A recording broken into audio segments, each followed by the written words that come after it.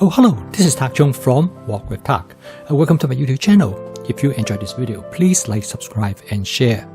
Feel free to write to me at wokwithtak@gmail.com if you have any questions, suggestions or recommendations. I'm looking forward to hearing from you. And this is my neighbor's mailbox. She painted it blue. When I first saw it, I thought it was kind of strange.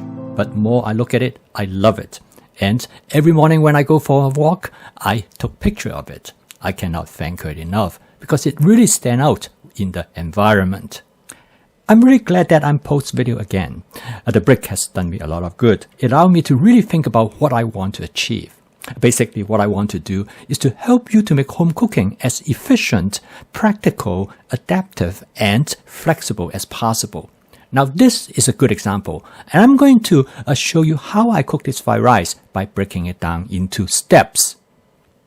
Fried rice is really great for using leftover rice.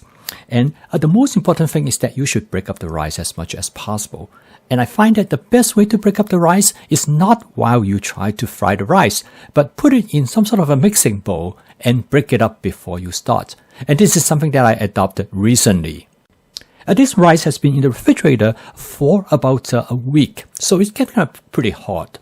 And I find that the best way to break it up is use what I call a hamburger meat masher. And it does a really good job. And break it up as much as you can. And using this method, you have plenty of time, so you don't have to rush through it.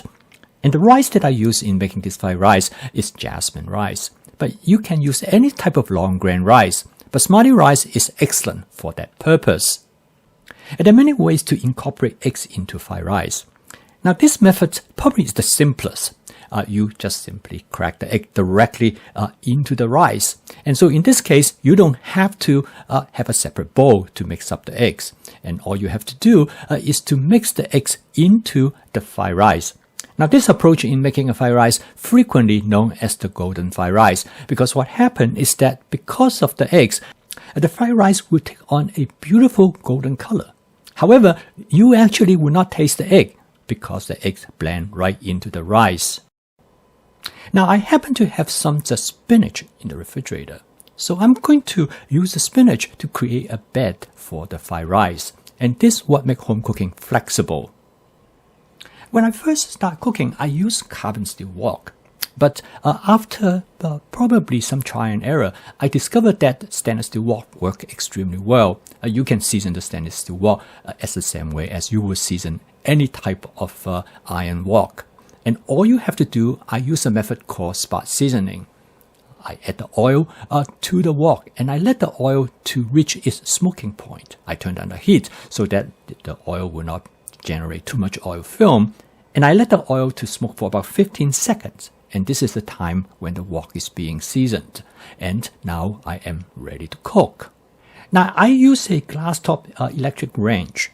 And I have adjusted my method to cooking with this particular stove. But if you have other type of stove, you might want to figure out what is the best heat setting. Usually I left my heat setting at the highest. And as you can see, now I'm frying the egg together with the rice and nothing stick to the surface of the wok. This is a demonstration that the wok is well seasoned. Next, I add some cauliflower. What I add is that the stem and the leaves from the cauliflower. Now, obviously, the cauliflower comes with floret. Most of us use the floret. Quite often, people will throw away the stem. But I discovered that the stem, if you chop it up, it makes great fried rice. And actually, there are some other uses of it too. So consequently, I will not waste any part of the cauliflower. At this point of the cooking process, I kept the heat setting at the highest. As you can see, is that you must continue to stir your content, because if you do not stir your ingredients in the wok, they will get burned. But if you keep stirring it, you can keep your setting as high as possible. Of course, there's one advantage is that you can cook very quickly. But more importantly is that because the high heat setting, it will evaporate as much fluid as possible from the food ingredients. When you evaporate the moisture, then they start to get char. And this is where you get wok chi. As you can see in here, the rice start to take on a slight charring, and this will give the rice a little bit of crispiness, which a lot of us are looking for.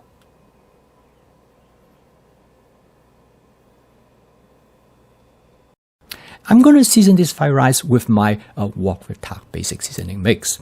Now this seasoning mix is intended to both increase the aroma of the dish because it contains various type of onion and garlic, but it also rich in umami flavor that come from the mushroom seasoning. It will give the fried rice a great flavor.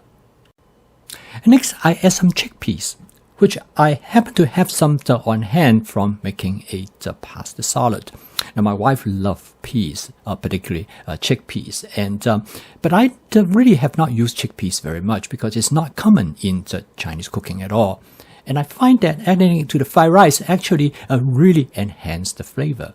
And first and foremost, it will make the fried rice go a little bit farther. And what I discover is that the amount of chickpeas that you add is really important. It has to be just the right amount. If you have too much, it might be over excessive. But if you just have it around, it will really enhance the flavor of the dish. And I find that that is truly a matter of try and error to discover what is the proportion that you would like to have. And now I'm going to cook the second part of this dish. Now, in order to make a dish complete, to both have culinary interest as well as a nutritional completeness, it is quite often that it is necessary to add other type of food ingredients. And for this, it is very easy. And because of the flexibility that I have, I'm going to cook some shrimp. Now, I'm going to use 5 shrimps. Now, these shrimps come with shell. They are considered to be extra large shrimp. The shell plays a very important role. If you cook shrimp, when you have the shell, it will protect the shrimp and keep it moist and tender. Next is that I'm going to add some asparagus. One aspect about stir frying is that the sequence of how you add these different ingredients is really critical because it will let you control how much you want to cook that ingredients. When you do stir fry, usually the protein goes in first because that is when the temperature of the oil is at the highest. This will allow you to sear the protein, and in this case, it will allow me to sear the shrimp. And since I already have shell, it actually will create a nice flavor on the surface of the shell as well. So when you eat it, it will give you a great, what I would call wok chi, because the shell will be slightly charred due to the high temperature. Now, in this dish, I also include 2 vegetables, that is asparagus and mushroom. Now, the asparagus, I want to cook it very lightly because the crispiness of the asparagus really defines the feature of an asparagus. It gives you that fresh flavor, which many people really enjoy. So I cook the asparagus as little time as possible, and this is followed by some mushroom. I use white mushroom for a particular purpose, because white mushroom turn out to be really great in absorbing the cooking wine. And I use a Shaoxing cooking wine, and I find that this will give the mushroom a nice texture as well as wonderful flavor. So that's why I add the mushroom toward the end, and then I add the Shaoxing cooking wine. Again, the timing plays a critical role. Now, I'm going to season this dish very lightly with just a touch of oyster sauce. You really do not need to season very much. Salt and pepper will also do a very good job. Now, you notice that the bottom of the wok is turning a little bit of a brown color. It's due to things that attach to the bottom of the wok. So to able to basically reclaim the flavor from the bottom of the wok, I add a small amount of water. As you notice that the water is really effective. It turns into steam almost immediately. But you don't want to add too much because that would dilute the flavor of the dish. But this way, it will actually clean the wok, make cleaning much easier later on. And then I add some cherry tomatoes.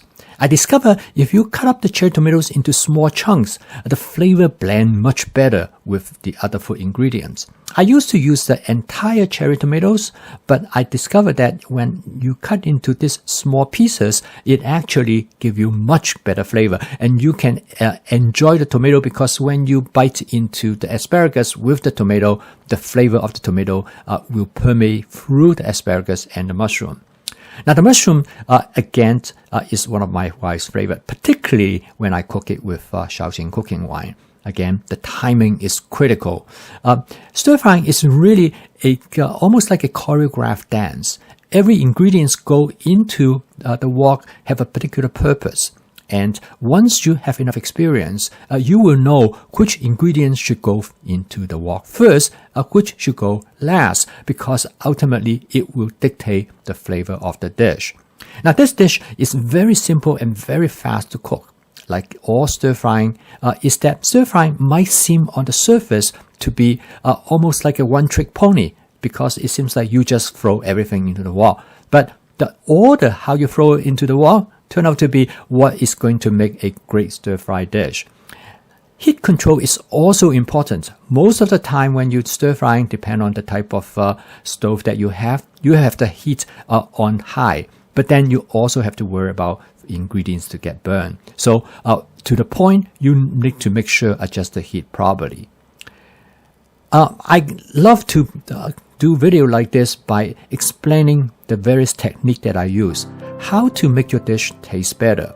And this is the type of approach that I will take from now on. So if you're interested to improve your stir-fry technique, to enhance the diversity of your dish, as well as to be more creative, then I think this type of video, you will find it to be useful as well as enjoyable. And so keep on cooking, and I will see you next time.